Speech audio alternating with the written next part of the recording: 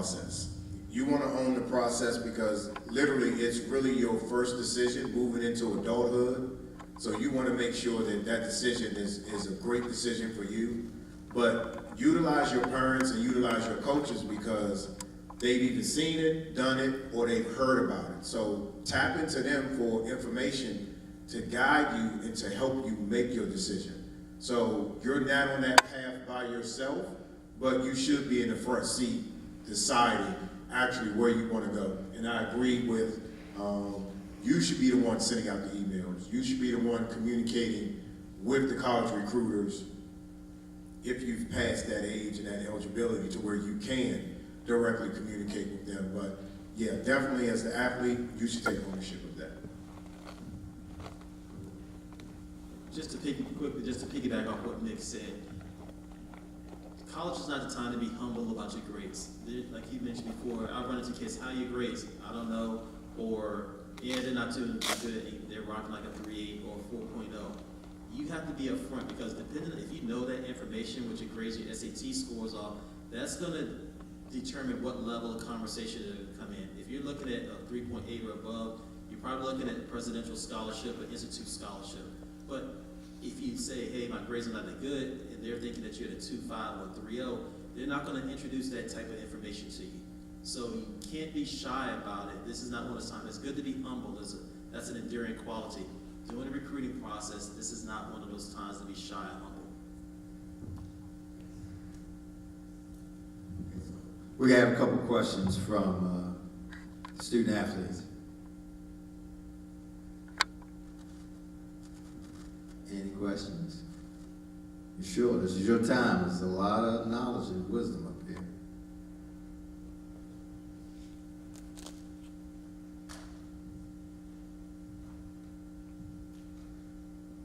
What times at what levels are colleges looking for? Like D1, what times are they looking for certain events? D2, what times are they looking for? What event? Let's say 400, 800.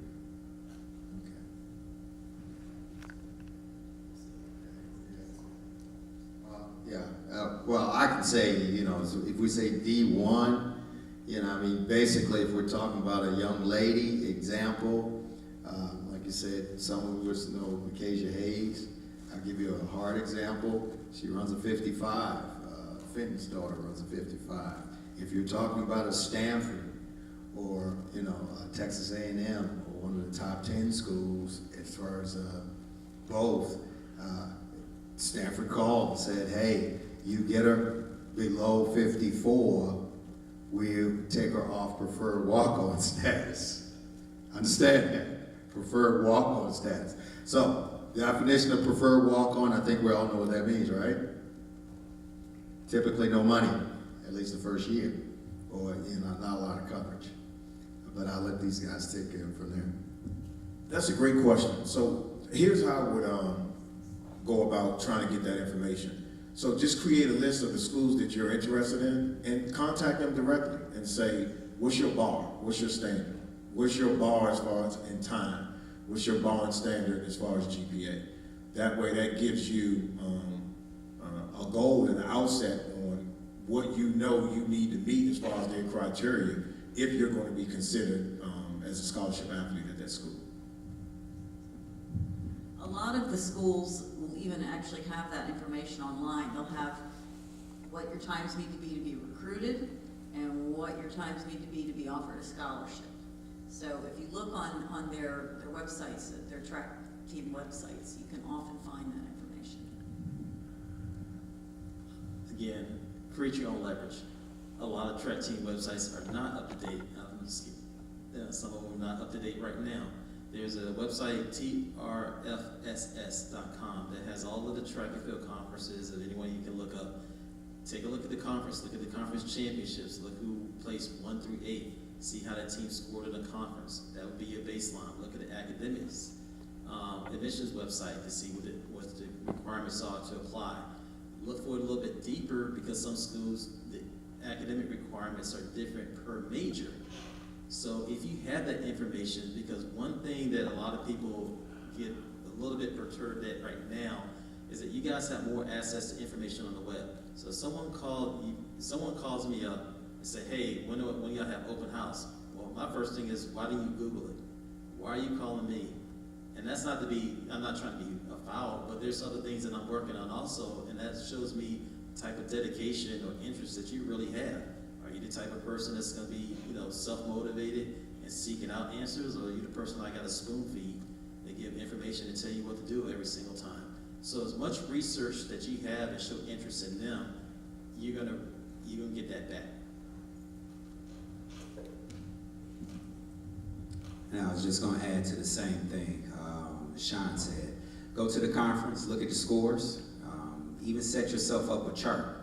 You find the school that you wanna go to, you follow that conference, look at their indoor, maybe take the top 15 and see what the times are going into that conference, and that's something you follow. You update it during outdoor season.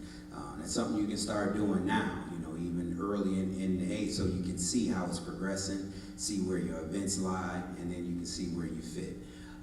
Also, to go back into the recruiting and who owns the process, something to add that I like saying, I know me and Coach Nick talk about it a lot, but I've added to it.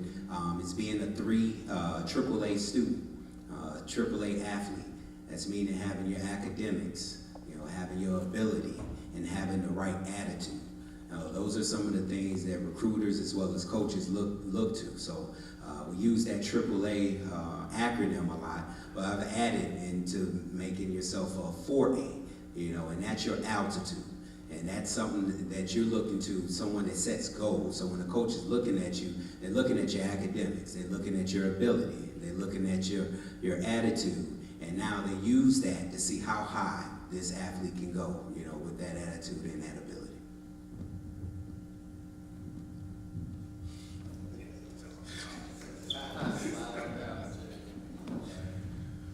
Well, one of the things I always tell my kids is choose 5 schools that you're interested in going.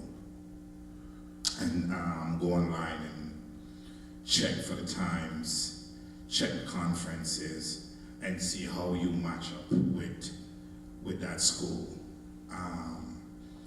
What age are you? What age are you, son? I'm 17. I'm about to be a senior.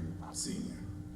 So those are things that you can do, and for the younger athletes, it starts now. So if you're interested in running track in college, I think you should 5 schools. That's what I tell my kids. Give me 5 schools, and then you can pass it on to your parents, and then you can do all the informational check on those schools. And I think that's a process that I stick with for many years.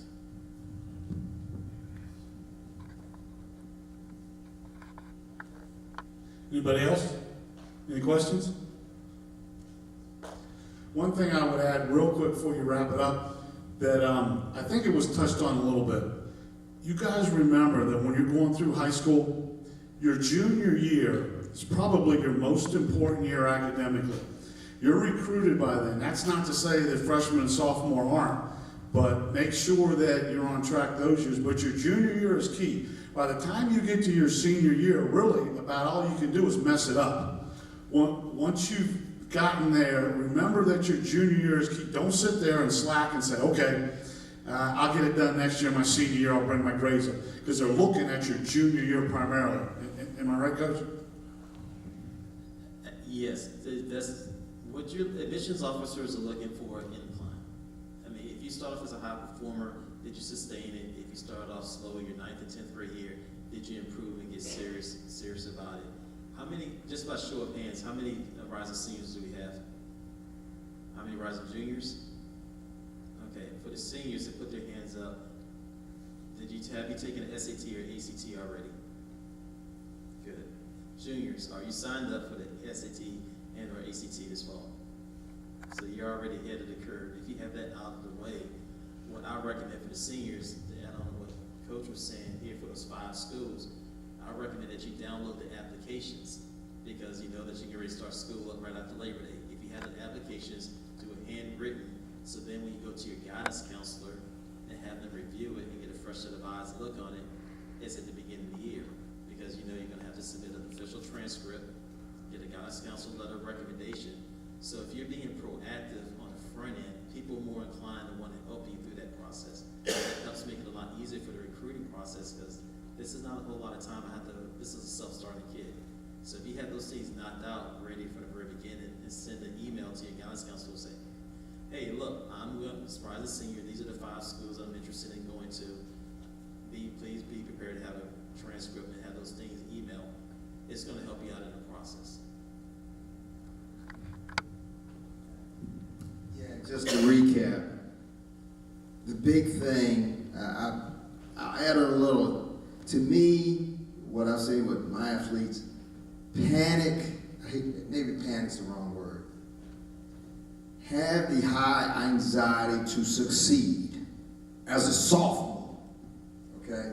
That is what's different than when all these coaches and all these coaches up there, when we went to school, it was a recruiting process that sophomore, I just started running track. I mean, it wasn't even going on. You know, I was playing another sport. I was playing baseball. By sophomore year, you want to have something that looks like, oh, okay, I'm honorable mention. Kick somebody's butt somewhere academically and athletically, okay? Because you want to be on a track typically, because there are so many kids. You want to be able to say, oh, you're honorable mention. Most newspapers and things like that, if you're getting it done, they just advance you up the food chain. We know here, we had kids here this year. I know Coach Matt and Coach Jason had the throw. He should have been all Matt. You know, simply put, instead of being, but if you start the track on when you know, become large, the newspapers and all the promotional side are saying, well, were they there last year? But if you're on the map that sophomore year, they'll just advance you if you improve. And the next thing you know, guess what you are as a senior? You're all everything. But you want to try to be on that track. So I'm saying, on the sports side, try to really get focused on what you really want as a sophomore. You don't have the same time we did, okay? I want to thank everyone. Hopefully that answers some questions, guys. Sure you have any more questions? Okay, thanks.